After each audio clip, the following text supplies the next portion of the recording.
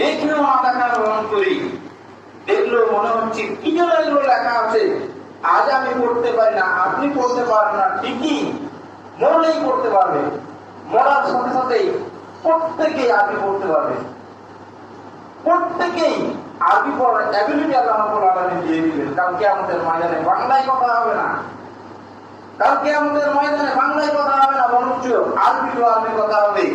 সেদিন আপনি আরবি গান হবেন, আরবিতে কথা বলবেন, আরবিতে উত্তর করবেন।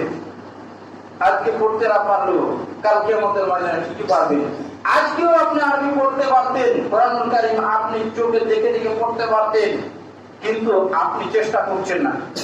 কোরআনুল কারীম পড়ে কি হবে, আপনার চিন্তাই হবে এটা কোরআনুল কারীম পড়ে কোনো উপকার হবে না, বরঞ্চ আমি যদি গণিত পড়ি, রসায়ন পড়ি, পদার্থ পড়ি, ফিজিক্স পড়ি, এগুলো পড়লে পারে আমার লাভ আছে, এগুলোর মাধ্যম দিয়ে অর্থ